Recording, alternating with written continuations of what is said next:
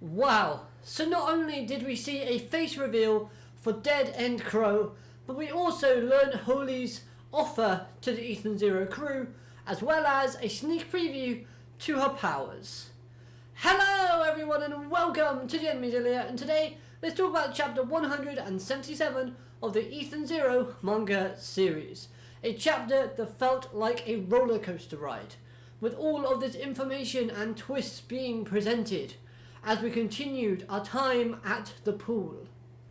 Now then, let's talk about Holy, because this chapter focuses on her a lot throughout it, giving us her offer to Shiki and his crew, while also showcasing her personality. And this I thought was done brilliantly, as I genuinely was left guessing as to her intentions while reading each and every panel. We knew she wanted a turn going after Shiki, and she still does. It still seems like that's the plan, despite her also wanting to ally herself with him in order to fulfill her own wishes of killing Deadend Crow. Now, one thing I really loved from this chapter was the continuation of building upon Holy's personality. As before this chapter, we could have guessed that she was rather flirtatious based on the ways that she's been presented. Always being in saucy situations, like of course the bathtub, and of course we have her kind of mischievous sort of expressions that we've seen when she's been talking with the other members of the Interstellar.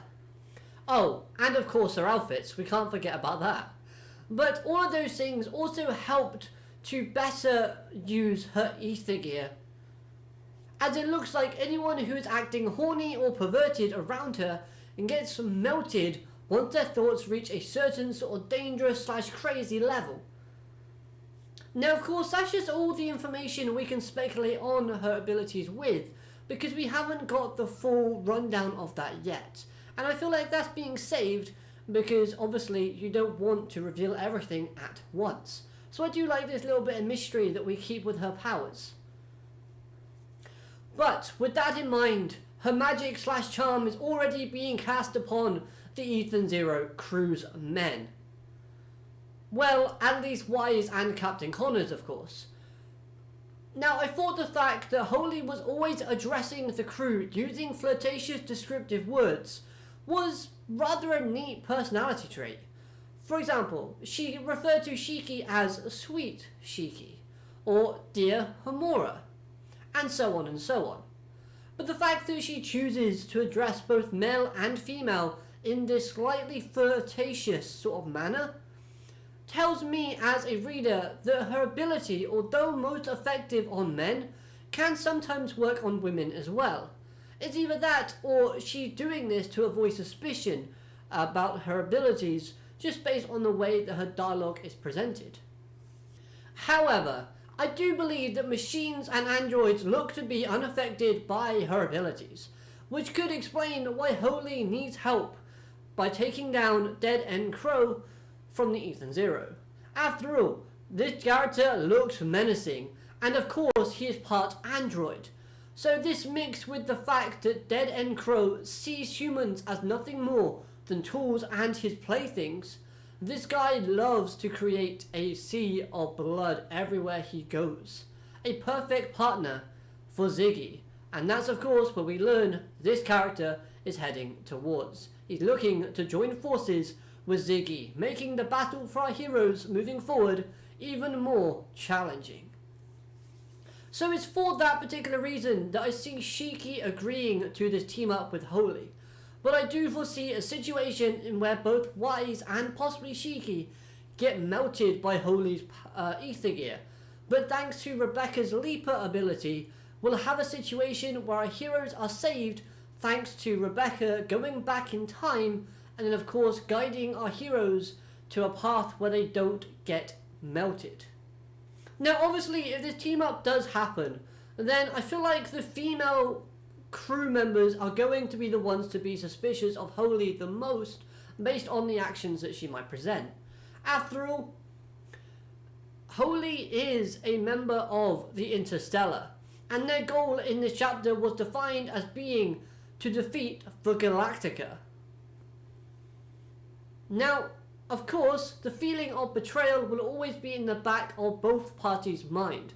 Holy will worry about the Ethan Zero betraying her, but not really that much, where the Ethan Zero will always have to sleep with one eye open to make sure that they're not stabbed in the back. And basically, Holy's already got a hostage in Wise, because he's already acting gaga for this interstellar member. Or, I guess, as Wise calls her, a meal. Now then, let's talk about the ending of this chapter, because that cliffhanger was rather intriguing, with Libria saying she wanted to tell Rebecca something because she feels like she's going to die rather soon and there is an important piece of information that could help Rebecca out. Now, obviously one question is, what is that topic they're going to be talking about? But then another question sparked in my mind was, what if it's not really Libria? What if it's actually Amaria, disguised as Libria? After all, both Rebecca and Shiki commented about her acting differently. Now, this could have just been because she was worried about her life ending soon, or the fact that she's now in debt to Shiki yet again, and she doesn't like being saved by anybody, let alone by the same person twice.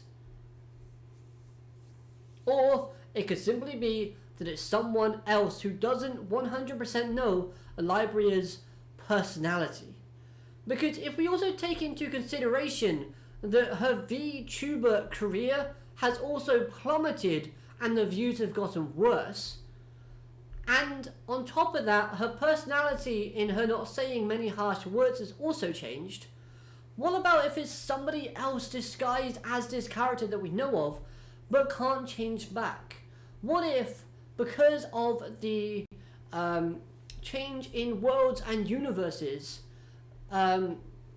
Amria can't use her ability to change back into herself a normal persona?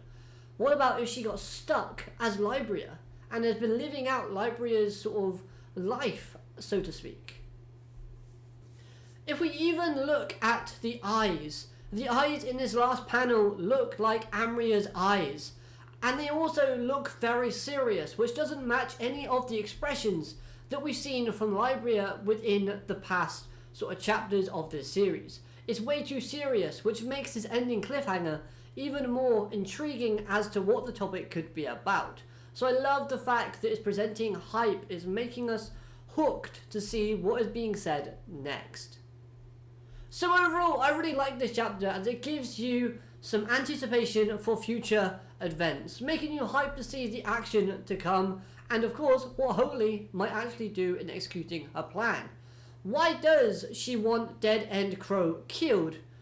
Has he done something to her in the past to make her want him dead, instead of just being jailed and put behind bars? The comedy within this chapter was very small, but it was also quite funny in places. For example, Sister, when she stated she wants Holy in her training room, that made me chuckle, just with the expression and of course what we know goes on in that training room.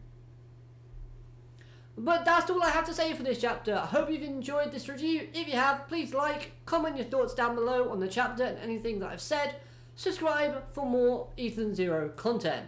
But apart from that, I hope you have an amazing day. Alligator matane. Goodbye.